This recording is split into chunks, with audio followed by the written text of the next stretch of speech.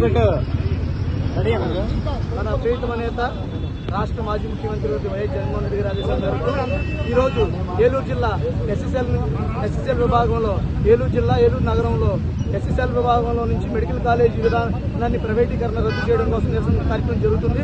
ఈ కార్యక్రమం ఒకటే సూటిగా అడుగుతున్నాం, దళితుల్లో ఉన్న విద్యార్థులు డెవలప్ అవ్వడం టీడీపీ కూటమి ప్రభుత్వానికి ఇష్టం లేదా? ఎందుకంటే టీడీపీ ప్రభుత్వం ఇంతకు ముందే చెప్పింది దళితుల్లో ఎవరైనా పుట్టాలని కోరుకుంటారని. అంటే దళితుల్లో పుట్టిన డాక్టర్లు అవ్వకూడదా? ఈ పీపీపీ విధానాన్ని ప్రైవేటీకరణ చేస్తే దళితుల్లో చదువుకునే వాళ్ళు ఎవరున్నారు?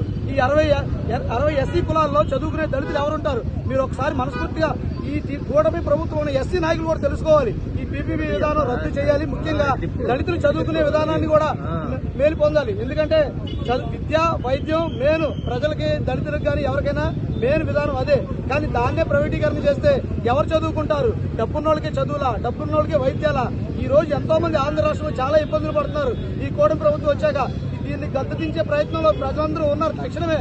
కానీ మీరు చేసే తప్పులు ఇంకా రెచ్చిపోతున్నాయి, పేటరేగిపోతున్నాయి. మీ కూటమి ప్రభుత్వం దిగే వరకు కూడా ఈ ఎస్సీ కమ్యూనిటీ ప్రతి ఒక్కరు కూడా కంకణం కట్టుకొని ఉన్నారు. ఈ ప్రైవేటీకరణ ఇమీడియట్ గా ఆపాలి. అలాగే ఆయన 17 కాలేజీలు శంకుస్థాపన చేస్తే దాన్ని మీరు డిజిటల్ లో చూపిస్తున్నారు, ఎక్కడా లేదని.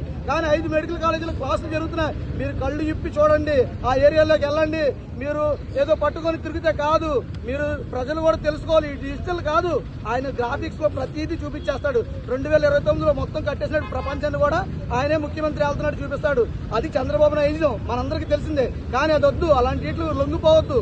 జనాల్లో మనం ఉండాలి, ప్రజలకు ఏం జరుగుతుందో తెలుసుకోవాలి. ఈ ప్రైవేటీకరణ పీపీపీ విధానాన్ని తక్షణమే ఆపాలి. ఇది వార్నింగ్ అనుకోవాలి, దళితుల నుంచి వచ్చే వార్నింగ్ అనుకోవాలి. ఈ కూటమి ప్రభుత్వాన్ని హెచ్చరిస్తున్నాం. Thank you.